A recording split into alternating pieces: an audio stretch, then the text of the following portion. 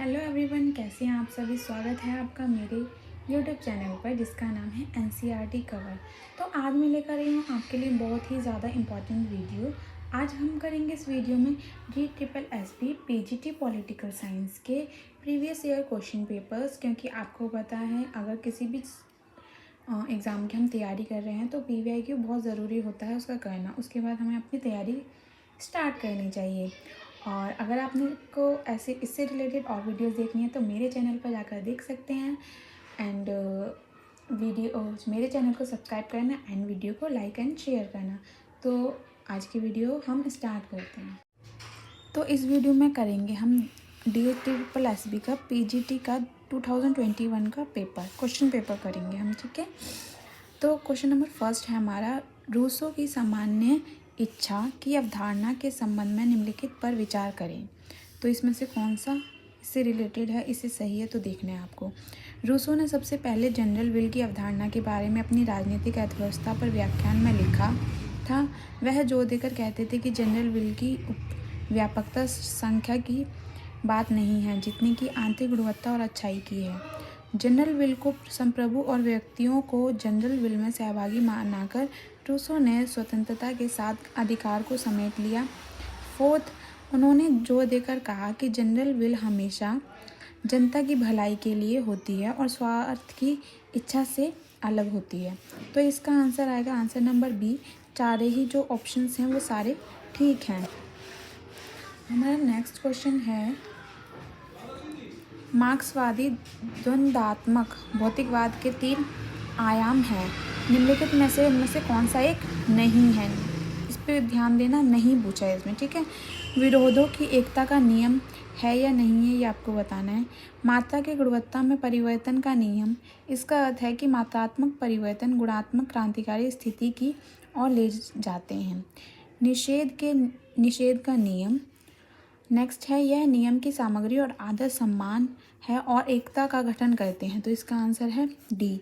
जो डी है वो नहीं होता है मार्क्सवाद द्वंद्वात्मक भौतिकवाद के नियमों में।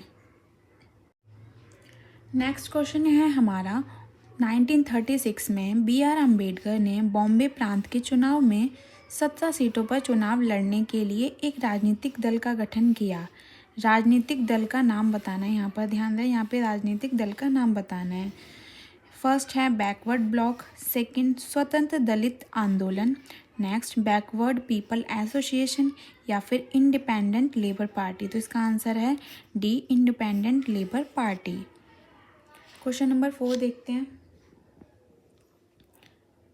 शास्त्रीय राजनीतिक सिद्धांत निम्नलिखित में से किससे मिलकर बनता है। जो शास्त्रीय राजनीतिक सिद्धांत है वो किन किन चीज़ों को मिलाकर बनता है। शास्त्रीय राजनीतिक सिद्धांत का उद्देश्य लोगों से संबंधित मामलों के बारे में विश्वसनीय ज्ञान प्राप्त करना, विश्वास के लिए एक तर्कसंगत आधार स्थापित करने के लिए एक दार्शनिक खोज करना और कार्रवाई के लिए एक तर्कसंगत आधार स्थापित करने के लिए राजनीतिक रूप से प्रेरित प्रयास करना। सेकंड है, उसने जनता के साथ राजनीतिक पहचान करने की मांग की। आम ग्रीक पोलिस, रोमन रेस पब्लिका और मध्ययुगीन युग में कॉमनवेल्थ का उपयोग सभी ने भागीदारों के रूप में लोगों के बीच आम बात को साझा करने का संकेत दिया। नेक्स्ट, स्वयं को राजनीतिक संपूर्णता से जोड़ते हुए शास्त्रीय राजनीतिक सिद्धांत ने व्यवस्था, संतुलन और स्थिरता और सद्भाव पर जोर दिया।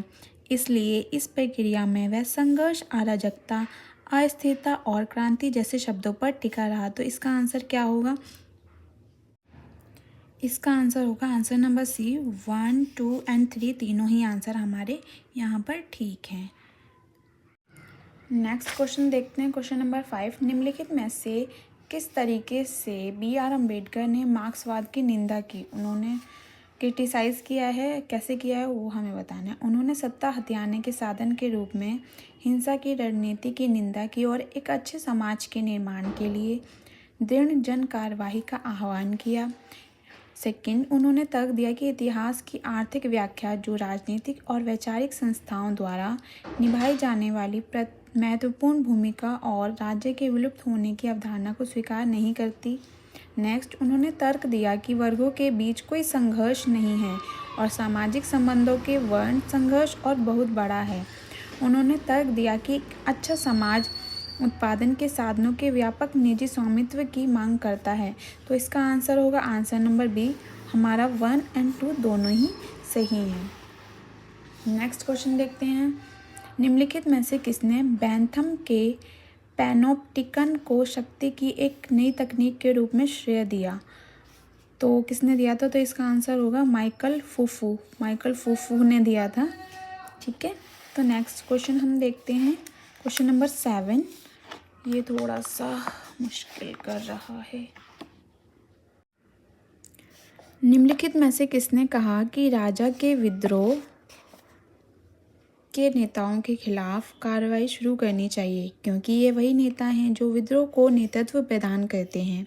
किसी भी हालत में उसे लोगों की भीड़ के खिलाफ बल प्रयोग नहीं करना चाहिए, क्योंकि इससे व्यापक रक्तपात हो सकता है। ये किसने कही थी लाइन? तो इसका आंसर है कौटिल्य, डी। ठीक है, नेक्स्ट है। निम्नलिखित में से किसने लाला लाजपत राय को समाजवाद के प्रति सहानुभूति रखने वाला एक बुजुर्ग राजनीतिज्ञ कहा? तो किसने कहा था? इसका आंसर है एम एन रॉय ने कहा था। ठीक है, नेक्स्ट क्वेश्चन। निम्नलिखित में से किस भारतीय राजनीतिक विचारक ने कहा कि समाजवाद का सार उत्पादन के साधनों के स्थिति के नियंत्रण में निहित है? तो किसने कहा था? ये कहा था हमारे जवाहरलाल नेहरू जी ने। इसका आंसर होगा D. Next question, question number 10। निम्नलिखित में से किसने संबंध लिखा? पुरुषों में असमानता की उत्पत्ति क्या है और क्या यह प्राकृतिक कानून द्वारा अधिकृत है? तो ये किसने कहा था? इसका आंसर होगा डी, जीन वेक्स रूसो ने कहा था ये। क्वेश्चन नंबर 11 है हमारा। नीचे 2 कथन दिए गए हैं, एक को अभिकथन और दूसरे को कारण कहा गया है। तो आपको चेक करना है ये सही है कि नहीं है। प्लेटो के लिए राज्य संबंधों की एक ऐसी व्यवस्था है जिसमें प्रत्येक व्यक्ति अपना व्यवसाय करता है तथा जहां राज्य का कार्य ऐसे संबंधों को बनाए रखना अथवा बढ़ावा देना है। तो इसका कारण है। इसके अलावा प्लेटो ने जोर देकर कहा कि लोगों को पूर्ण जीवन जीने में मदद करना सरकार का काम होता है। तो इसका आंसर होगा सी, क्योंकि ए और आर दोनों सत्य हैं, लेकिन आर जो है एक का रीज़न नहीं है, कारण नहीं है। नेक्स्ट क्वेश्चन है हमारा। निम्नलिखित में से कौन सी स्वतंत्रता उन विशिष्ट स्वतंत्रताओं में से एक नहीं है जो जे.एस. मिल ने अपनी पुस्तक ऑन लिबर्टी में वकालत की? तो इसका आंसर होगा हमारा आंसर नंबर बी, निजी संपत्ति अर्जित करने की स्वतंत्रता। क्वेश्चन नंबर 13 है हमारा। जॉन लॉक के अनुसार निम्नलिखित में से कौन सी प्रकृति की व्यवस्था में होने वाली असुविधाओं में से एक नहीं है? तो इसका आंसर क्या है हमारा? ए, यह लगातार युद्ध की स्थिति में है। जो जॉन लॉक के अनुसार जो निम्नलिखित कौन सी प्रकृति की व्यवस्था होने वाली असुविधाओं में से एक नहीं है, तो यह लगातार युद्ध की स्थिति में है।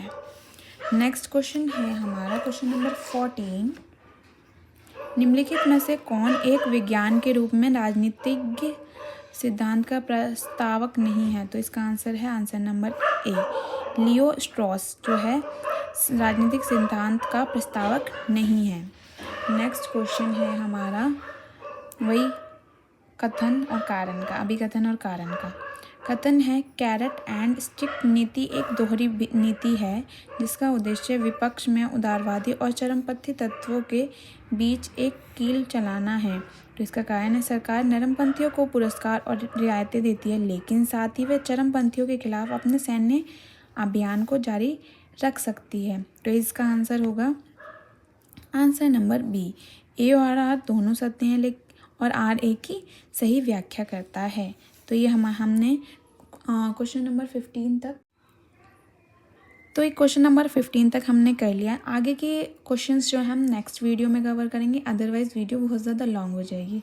ये वीडियो आपको कैसी लगी मुझे कमेंट में बताना एंड चैनल को सब्सक्राइब कर लेना अगर आपको वीडियो अच्छी लगी। और इससे रिलेटेड और वीडियो के लिए मेरे चैनल पर जा सकते हैं आप। और आपको और किस टॉपिक से रिलेटेड वीडियो चाहिए मुझे कमेंट में बताना। मिलते हैं नेक्स्ट वीडियो में, तब तक के लिए बाय बाय।